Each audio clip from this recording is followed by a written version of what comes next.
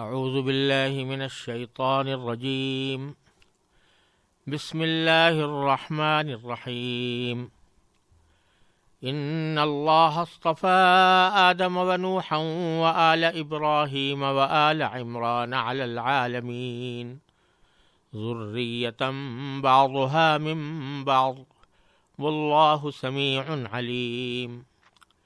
اذ قالت امرأة عمران رب انی نذرت لك ما في بطنی محررا فتقبل منی انك انت السميع العليم فلما وضعتها قالت رب اني وضعتها انثى والله اعلم بما وضعت وليس الذكر كالانثى وإني سميتها مريم وإني أعيذها بك وذريتها من الشيطان الرجيم فتقبلها ربها بقبول حسن وأنبتها نباتا حسنا وكفلها زكريا كلما دخل عليها زكريا المحراب وجد عندها رزقا قال يا مريم أنى لك هذا قالت هو من عند الله إن الله يرزق من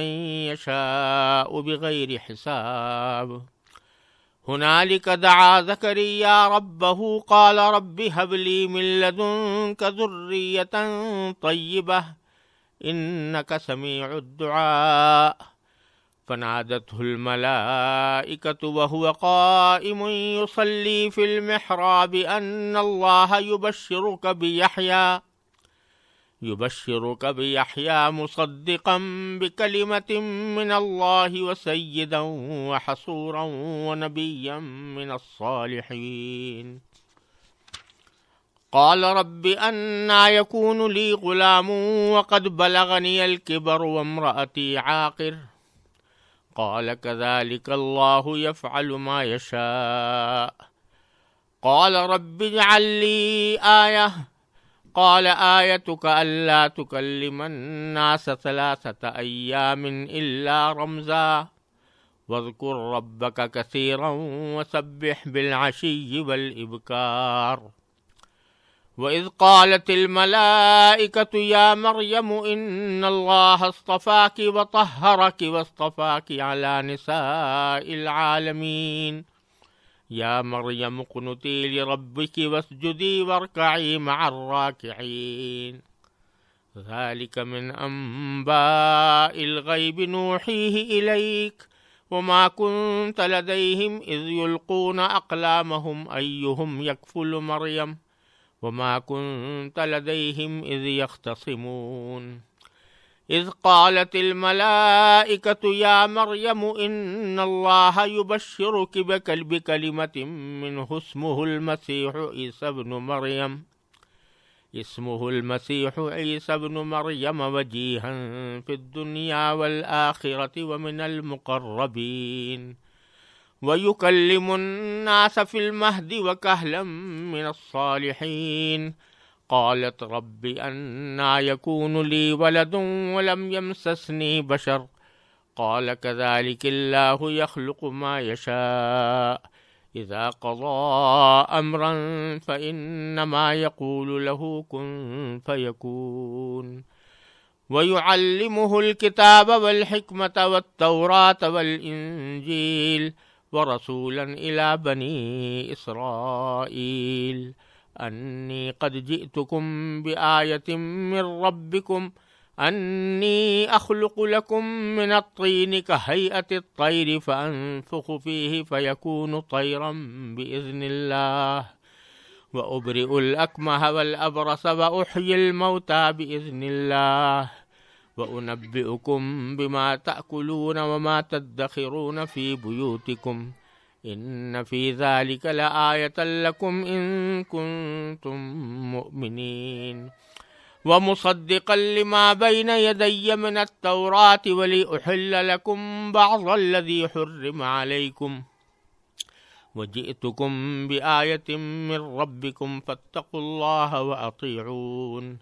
ان اللہ ربی وربکم فاعبدوہ ھذا صراط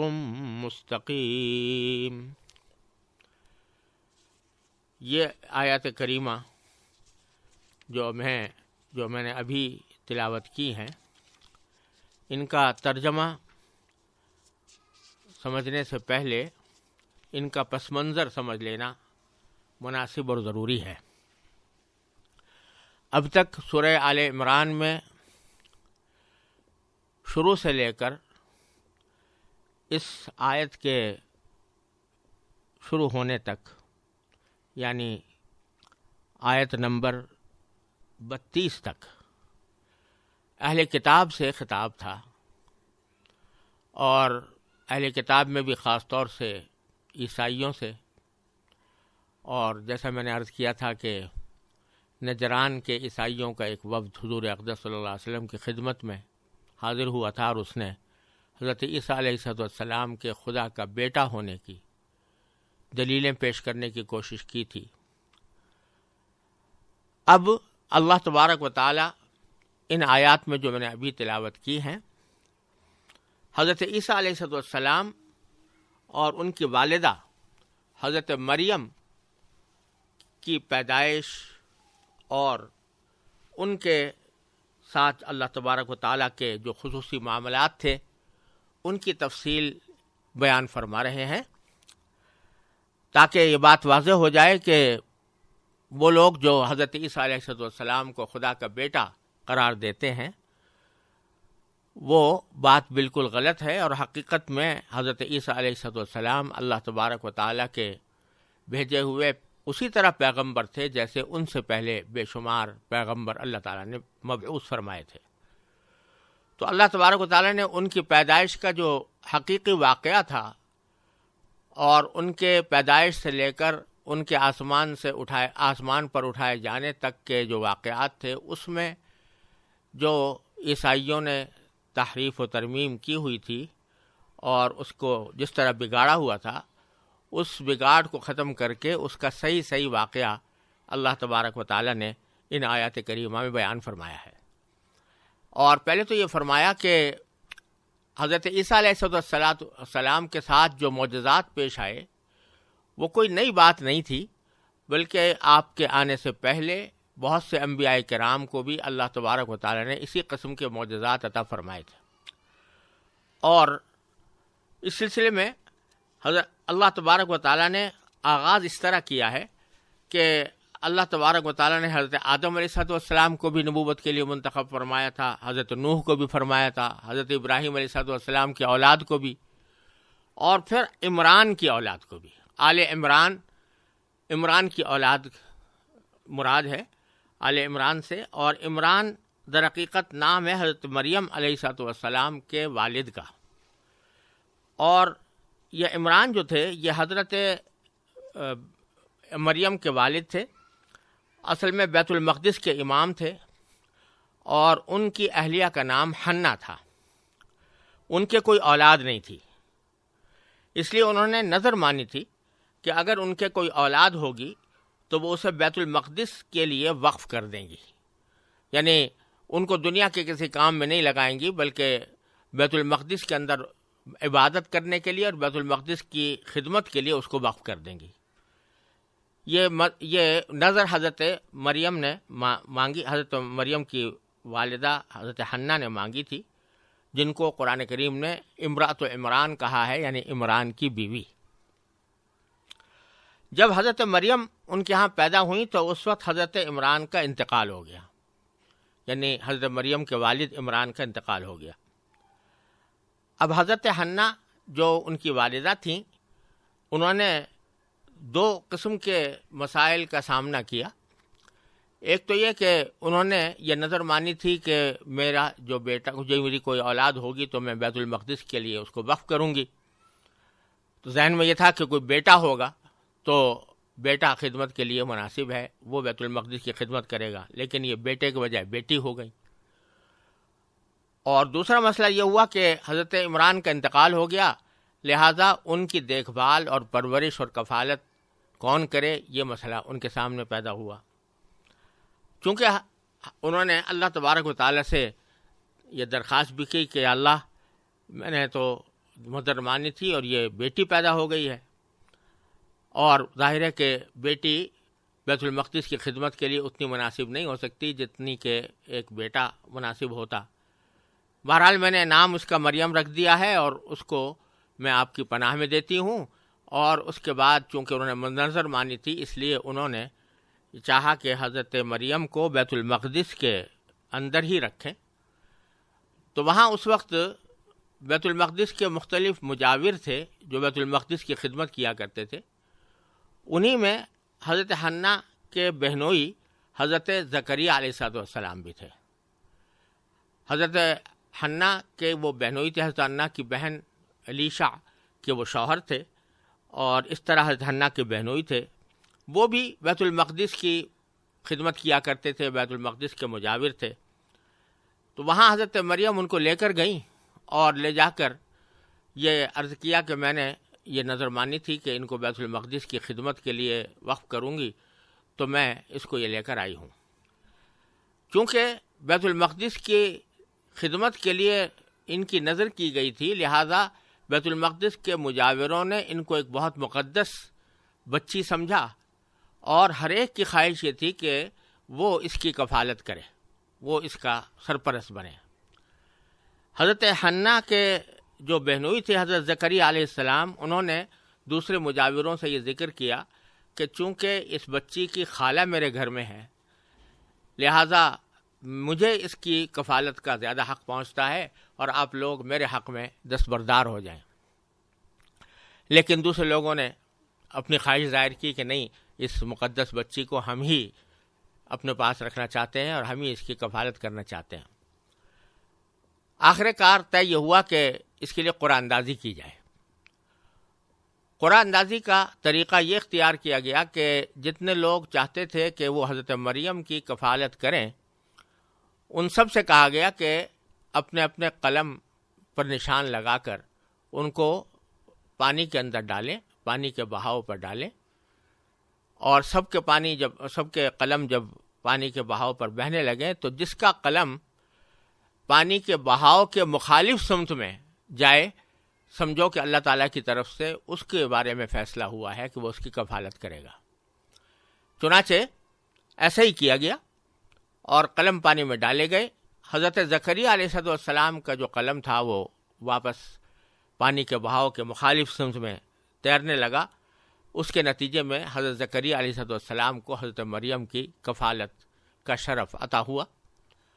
چنانچہ حضرت زکریا علیہ السلام نے یہ کیا کہ چونکہ ان کو بیت المقدس کے لیے وقف کیا گیا تھا، تو بیت المقدس ہی کے قریب ایک چھوٹا سا گھر، بیت المقدس ہی کے علاقے میں ایک چھوٹا سا گھر ان کے لیے بنا دیا، اور اس کی پرورش کے لیے انتظام کیا۔ ایک انا رکھ دی گئی، ان کو دودھ پلاتی رہی۔ اللہ تعالیٰ نے ان کو بہت تیزی سے ان کی نشو و نما فرمائی، یہاں تک کہ جب وہ بڑی ہو گئیں تو ان کو عبادت کرنے کا ذوق تھا، وہ اسی گھر میں جہاں ان کو رکھا گیا تھا وہ عبادت کرتی تھیں۔ لیکن ایک عجیب معاملہ حضرت زکریا علیہ السلام نے یہ دیکھا کہ جس گھر میں وہ عبادت کرتی تھیں وہاں بے موسم کے پھل ان کے سامنے رکھے ہوئے ہوتے تھے۔ تو وہ حیران ہوئے کہ یہ بے موسم کے پھل جو اور اس وقت دنیا میں کہیں بھی موجود نہیں ہیں، وہ حضرت مریم کے پاس کیسے آ گئے؟ تو انہوں نے جا کر حضرت مریم سے پوچھا کہ یہ کہاں سے آئے؟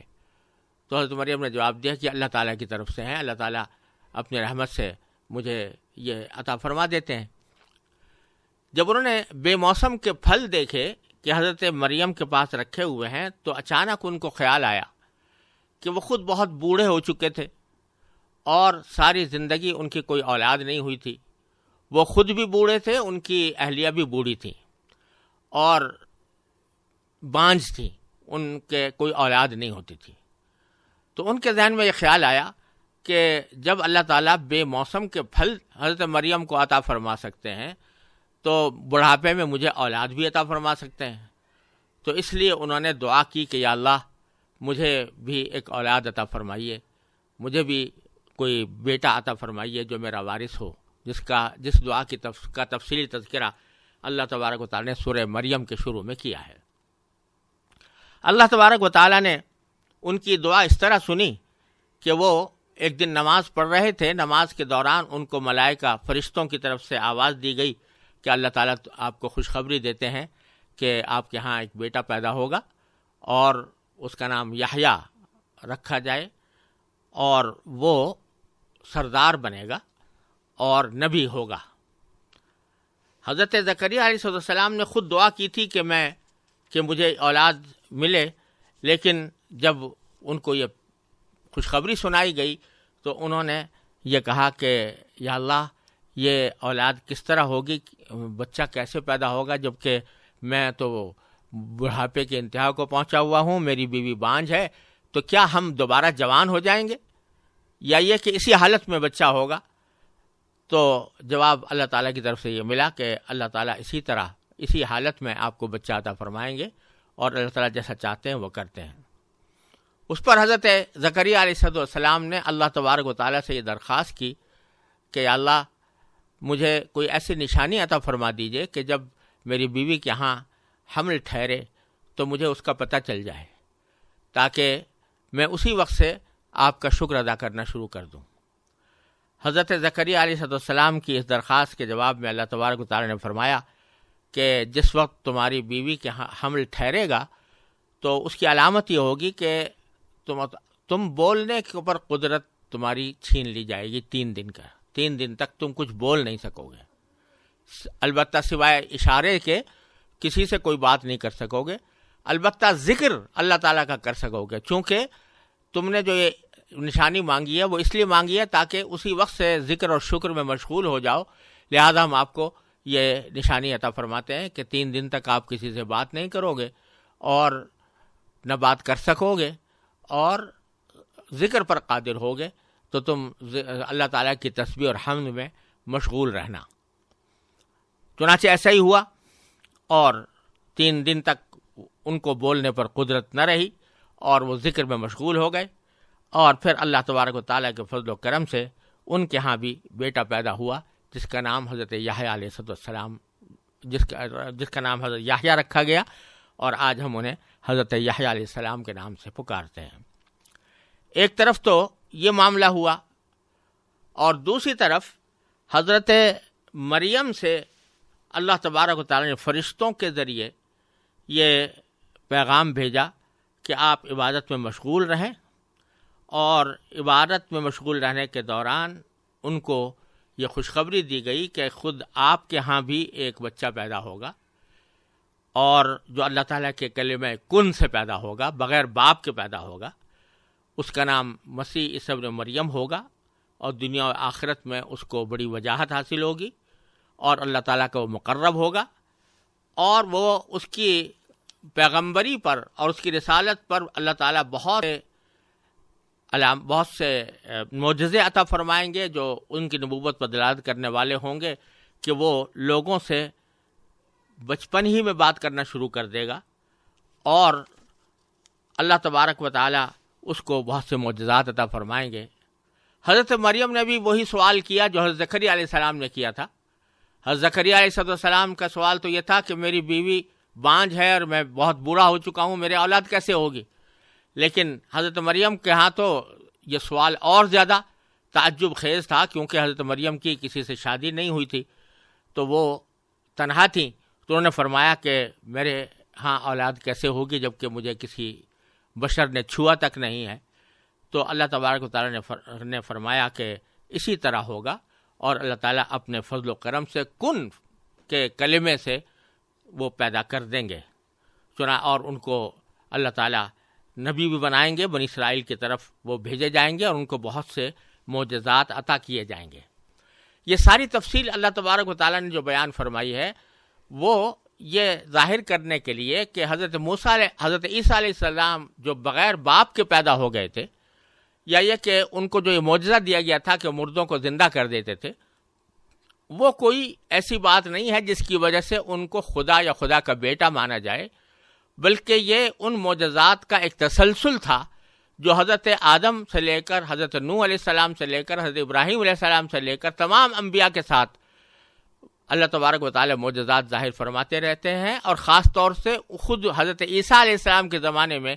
حضرت مریم کے ساتھ یہ معجزہ ظاہر ہوا کہ ان کے بے موسم پھل ان کے پاس آنے لگے۔ حضرت زکریا کے ساتھ معجزہ یہ ظاہر ہوا کہ ان کے ہاں بانجھ ہونے کی حالت میں، ان کی بیوی کے بانجھ ہونے کی حالت میں، شدید بڑھاپے کی حالت میں ان کے ہاں اولاد ہو گئی۔ اور اسی طرح اللہ تبارک و تعالی نے حضرت مریم کے ہاں بھی اسی معجزے کے تحت وہ اولاد پیدا کی۔ اس سے یہ نتیجہ نکالنا کسی طرح درست نہیں ہے کہ وہ اللہ کے بیٹے تھے یا اللہ کے ساتھ اس کی خدائی میں شریک تھے۔ یہ ہے پس منظر ان آیات کا جو میں نے ابھی آپ کے سامنے تلاوت کی ہے، اور اب اس کا ترجمہ پیش خدمت ہے۔ فرمایا کہ اللہ نے آدم، نوح، ابراہیم کے خاندان اور عمران کے خاندان کو چن کر تمام جہانوں پر فضیلت دی تھی۔ یہ ایسی نسل تھی جس کے افراد ایک دوسرے سے ملتے جلتے تھے، اور اللہ ہر ایک کی بات سننے والا ہے، ہر چیز کا علم رکھتا ہے۔ چنانچہ فرمایا کہ اللہ کی دعا سننے کا وہ واقعہ یاد کرو جب عمران کی بیوی نے کہا تھا کہ یا رب، میں نے نذر مانی ہے کہ میرے پیٹ میں جو بچہ ہے میں اسے ہر کام سے آزاد کر کے تیرے لیے وقف رکھوں گی، میری اس نذر کو قبول فرما،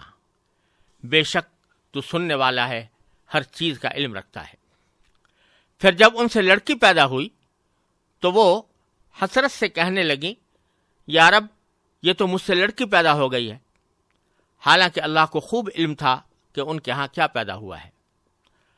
اور انہوں نے کہا کہ لڑکا لڑکی جیسا نہیں ہوتا، میں نے اس کا نام مریم رکھ دیا ہے، اور میں اسے اور اس کی اولاد کو شیطان مردود سے حفاظت کے لیے آپ کی پناہ میں دیتی ہوں۔ چنانچہ اس کے رب نے اس کو بطریق احسن قبول کیا اور اسے بہترین طریقے سے پروان چڑھایا، اور زکریا اس کے سرپرست بنے۔ جب بھی زکریا ان کے پاس ان کی عبادت گاہ میں جاتے، ان کے پاس کوئی رزق پاتے۔ انہوں نے پوچھا، مریم، تمہارے پاس یہ چیزیں کہاں سے آئیں؟ وہ بولی، اللہ کے پاس سے، اللہ جس کو چاہتا ہے بے حساب رزق دیتا ہے۔ اس موقع پر زکریا نے اپنے رب سے دعا کی، کہنے لگے، یا رب، مجھے خاص اپنے پاس سے پاکیزہ اولاد عطا فرما دے، بے شک تو دعا کا سننے والا ہے۔ چنانچہ ایک دن جب زکریا عبادت گاہ میں نماز پڑھ رہے تھے، فرشتوں نے انہیں آواز دی کہ اللہ آپ کو یحییٰ کی پیدائش کی خوشخبری دیتا ہے، جو اس شان سے پیدا ہوں گے کہ اللہ کے ایک کلمے کی تصدیق کریں گے، لوگوں کے پیشوا ہوں گے، اپنے آپ کو نفسانی خواہشات سے مکمل طور پر روکے ہوئے ہوں گے، اور نبی ہوں گے، اور ان کا شمار راست بازوں میں ہوگا۔ زکریا نے کہا، یا رب، میرے یہاں لڑکا کس طرح پیدا ہوگا جبکہ مجھے بڑھاپا آ پہنچا ہے اور میری بیوی بانجھ ہے؟ اللہ نے کہا، اسی طرح اللہ جو چاہتا ہے کرتا ہے۔ انہوں نے کہا، پروردگار، میرے لیے کوئی نشانی مقرر کر دیجئے۔ اللہ نے کہا، تمہاری نشانی یہ ہوگی کہ تم 3 دن تک اشاروں کے سوا کوئی بات نہیں کر سکو گے۔